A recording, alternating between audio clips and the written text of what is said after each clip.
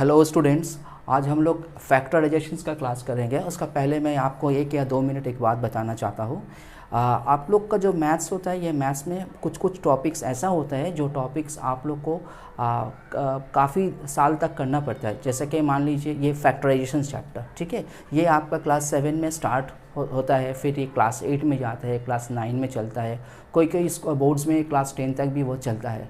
तो ऐसा मैथ्स में कुछ कुछ पर्टिकुलर टॉपिक्स होता है जो कि जैसे कि आप लोग का मन में होता है कि ये तो मैंने 7 में सीख लिया, तो जब हम 8 में हमको एडमिशन मिल, हम जब 8 में चढ़ जाएंगे तो हमको वो सब भूल जाने से कोई प्रॉब्लम नहीं है, हम भूल जाएंगे। तो और मैक्सिमम स्टूडेंट्स जो होता है वो भूल भी जाते हैं, ठीक है। तो इसलिए मैं आप लोग को थोड़ा सा जस्ट आप लोग को नॉक करता हूँ कि आप लोग का मैथ्स में कोई कोई टॉपिक्स होता है जो कि काफ़ी दिन तक चलता है, कंटिन्यू होता है, ठीक है। तो ऐसा मत सोचना कि मैंने 7 में सीख लिया और 8 में हम नहीं कर पाएंगे। तो इसमें क्या होता है, आपको भी प्रॉब्लम होता है और आपको जो सर पढ़ाने आते हैं, या तो आप जहाँ कोचिंग पढ़ने भी जाते, कहीं पर भी जाते हो, उन लोग को भी पढ़ाने में प्रॉब्लम होता है, क्योंकि वो जब 8 का फैक्टराइजेशंस वो सिखाता है तब क्या होता है, 7 का जो नॉलेज है आप तब तक भूल जाते हो और फिर उसको दोबारा उनको रिवाइज करना पड़ता है। इसमें क्या होता है, बैच का एक स्पीड होता है या तो टीचर का पढ़ाने का एक स्पीड होता है, सारे के सारे क्या होता है, स्लो डाउन हो जाता है, आपका खुद का परफॉर्मेंस भी स्लो हो जाता है। इसलिए अभी से आप लोग मैथ्स कभी भी कुछ भी मैथ्स करोगे, अपना सर से या तो अपना कोचिंग सेंटर से ये जान लेना बहुत ही ज़रूरी है कि जो टॉपिक्स तुम कर रहे हो, या तो मान लीजिए कि profit and loss, percentage, simple interest, सारे के सारे जो कुछ कुछ टॉपिक्स मैंने बोले हैं, ये सारे टॉपिक्स जो होता है इसका लंबा प्रोसेस चलता है। तो करने का टाइम आप लोग को ये सारा टॉपिक्स बहुत ही ध्यान से करना पड़ेगा, ऐसा ध्यान से करना पड़ेगा ताकि ये आप लोग कभी ना भूलें। तो चलिए आज का क्लास हम लोग शुरू करते हैं। मैंने आपको बताया कि फैक्टराइजेशंस काफ़ी साल तक करना पड़ता है आपको, तो ये टोटल फैक्टराइजेशंस को हम लोग ऐसा करके थोड़ा सा पार्ट कर लेंगे हम लोग, ठीक है। जैसे कि ये देखिए फैक्टराइजेशंस, इसमें एक होता है कॉमन मेथड, एक होता है ग्रुपिंग, तीसरा होता है आपका यूजिंग आइडेंटिटीज़। आइडेंटिटीज़ का मतलब इसमें आपको जितना सारा फार्मूलाज होता है, फार्मूलाज का ऊपर बेस करके आपको फैक्टराइजेशंस करना पड़ता है, तो इसमें फार्मूला दिमाग में रखना बहुत ज़रूरी है। फिर फोर्थ में आता है मिडिल टर्म फैक्टर एंड फिर फिफ्थ में आता है ज़ीरो मेथड। लेकिन ये सारे के सारे आपको आज ही सीखना नहीं है, ये क्लास वाइज धीरे धीरे शुरू होता है। जैसे कि ये कॉमन वाला बात, ये क्लास 7 में आप लोग जब क्लास 7 में का बच्चा लोग को ये चीज़ सिखाया जाता है, कॉमन मेथड, ठीक है, ग्रुपिंग, उसका बाद यूजिंग आइडेंटिटीज़, ये सारा जो है ये 1, 2 एंड 3, ठीक है। यहाँ तक मिडिल टर्म फैक्टर भी ये 1, 2, 3, 4, ये सारा चीज़ आपका 7 और 8 तक चलता है। बाकी जो आपका ज़ीरो मेथड आ गया, ये ज़ीरो मेथड आपका क्लास 9 में शुरू होता है। लेकिन थोड़ा थोड़ा बोर्ड्स में डिफरेंट होता है कि कोई बोर्ड में थोड़ा सा, किसी बोर्ड में 8 में होता है तो कोई बोर्ड में 9 में होता है। फिलहाल आईसीएसई बोर्ड में ये 4 टॉपिक्स जैसे कि कॉमन मेथड, ग्रुपिंग और यूजिंग आइडेंटिटीज़ और मिडिल टर्म फैक्टर, ये चारों आपको क्लास 8 और 8 में आपको सीखना ही पड़ेगा, ठीक है। तो हम लोग सबसे पहले जो शुरू करेंगे कॉमन वाला मेथड, और धीरे धीरे जितना सारा टॉपिक्स मैंने यहाँ पर, जितना सारा हम पैटर्न यहाँ पर लिखा, सारे पैटर्न का ऊपर धीरे धीरे मैं वीडियो बनाता रहूँगा और आप लोग को वो वीडियो डाल देंगे। तो देखने से मेरा ख्याल से ये आप लोग को फैक्टराइजेशंस में कभी कोई प्रॉब्लम नहीं आएगा। तो हम लोग शुरू करते हैं कॉमन मेथड।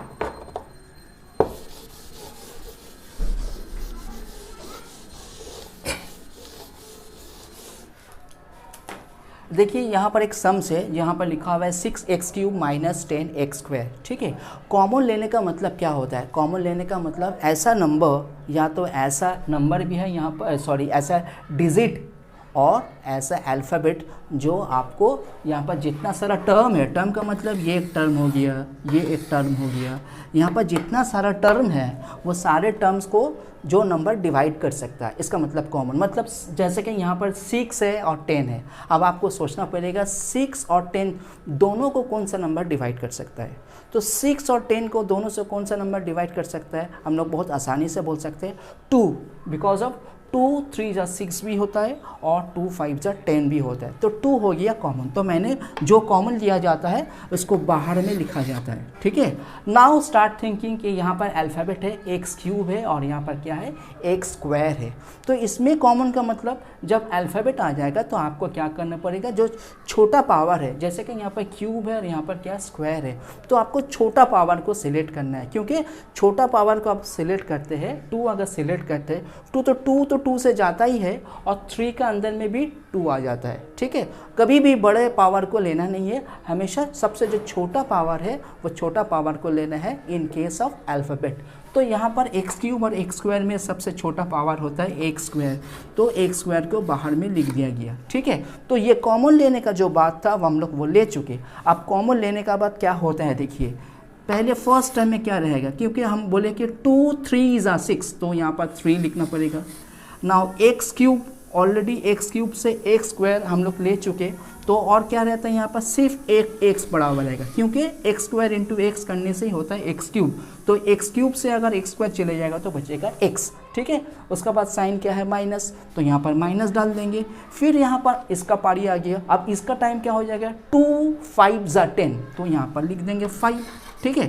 फिर यहाँ पर एक्स स्क्वायर है, यहाँ पर ऑलरेडी मैंने एक्स स्क्वायर ले चुके हैं तो और कुछ लिखने का ज़रूरत नहीं है, तो ये हो गया आंसर। ओके, सो ये हो गया एक टाइप का सम जिसमें हम लोग कॉमन लेते हैं। फिर हम लोग अगला एक एग्जाम्पल देखेंगे, उसमें टर्म 1 2 उसका जगह में 3 आ जाएगा। बहुत सारा बच्चा घबरा जाते हैं कि सर 1 2 हो गया, अब 3 आने से क्या होगा। कोई बात नहीं है, once you know the grammar how to take the common, 3 4 5 जितना सारा टर्म्स आए आपके लिए कोई दिक्कत होने का बात नहीं है। तो हम लोग चलते हैं अगला एग्जाम्पल में। अगला एग्जाम्पल में क्या है, देखिए 3 टर्म आ गया ना, 1 2 और 3, ठीक है। थोड़ा सा चेंज हो गया, साथ ही साथ यहाँ पर एक माइनस साइन भी आ गया।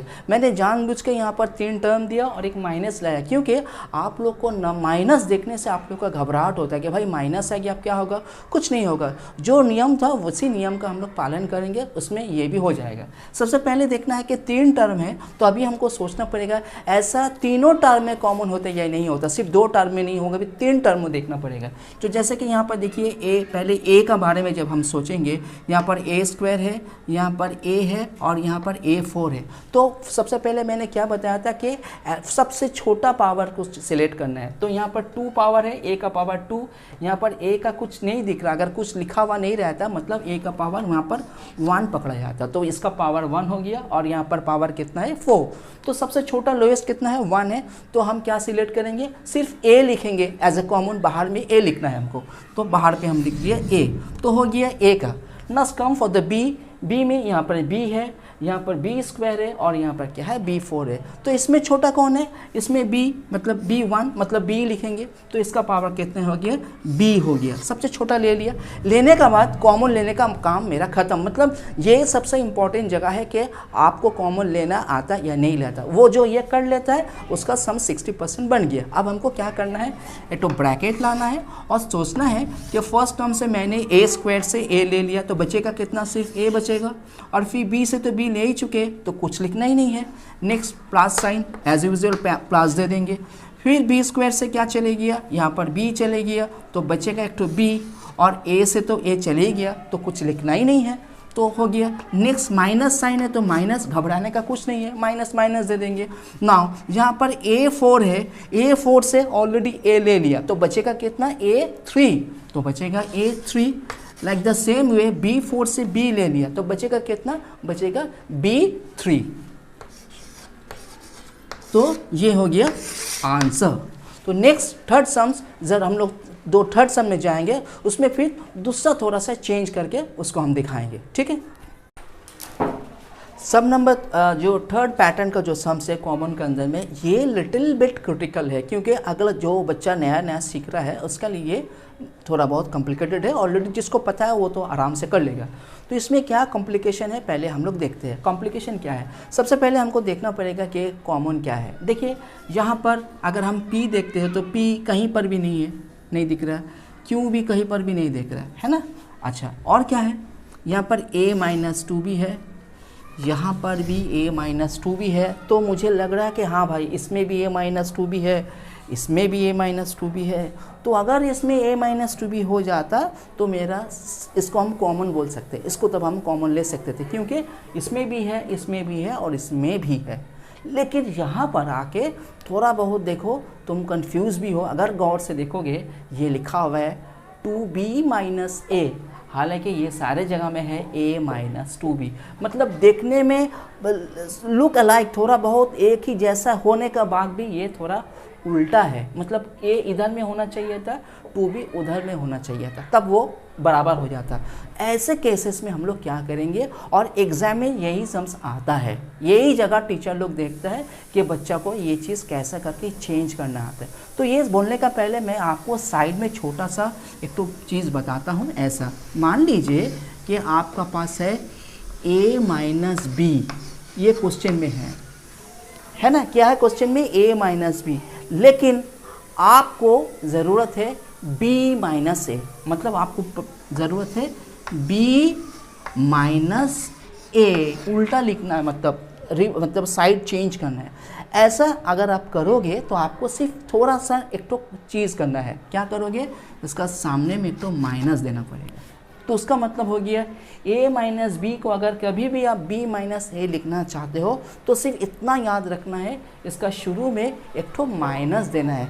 क्यों देना है वो अगर हम खोल के बताने जाएंगे तो फिर ये जो चैप्टर सीख रहे हैं हम, वहाँ से हम फिर दूर हट जाएंगे। तो सिर्फ इतना याद रखना है कि a माइनस बी अगर रहता है तो हम उसको अगर उल्टा लिखना चाहते हैं तो उसको लिखेंगे b माइनस ए, ठीक है, जब माइनस होगा तब। लेकिन अगर ऐसा रहेगा, मान लीजिए रहेगा a प्लस बी, और आप अगर लिखना चाहते हो b प्लस ए, ऐसा में आपको कुछ करना ही नहीं है, a plus B, b plus A, इसको आपको जैसा है वैसा प्लस साइन होने से कुछ करना नहीं है। सिर्फ प्रॉब्लम होता है अगर माइनस साइन होता है तो चलिए यहाँ पर हम लोग देखते हैं। यहाँ पर है p जैसा है वो लिख दे रहे हम a माइनस 2b, फिर है q a माइनस 2b, फिर यहाँ पर आके हम क्या करेंगे, माइनस लिख के, ये माइनस साइन है, इसको लिख देंगे a माइनस, जैसे हम लिखते हैं उसको लिखते हैं a माइनस 2b, फिर लिख रहे हैं q a माइनस 2b, और फिर लिखेंगे ये माइनस, ये जगह हम क्या करेंगे, ऐसा लिख देंगे, है 2b माइनस है, लिख देंगे a माइनस 2b, ठीक है। वेरी इंपॉर्टेंट जगह है ये, आपको याद रखना है। और मैंने बोला जब मैं उल्टा लिखूंगा हमको बाहर में तो क्या देना है, माइनस देना है। तो ये माइनस जब मैं यहाँ निकालूंगा, मतलब एक तो माइनस ऑलरेडी माइनस है, एक माइनस अगर आ जाता है फिर दोनों माइनस मिलके हो जाता है प्लस, ये बहुत दोनों माइनस मिलके होता है प्लस, ये जगह बहुत इम्पॉर्टेंट है, बहुत इम्पॉर्टेंट, याद रखना। तो ये बच्चा कोई कर लेता है तो टीचर को समझ में आता है कि ये बच्चा मैथ्स में स्ट्रॉन्ग है।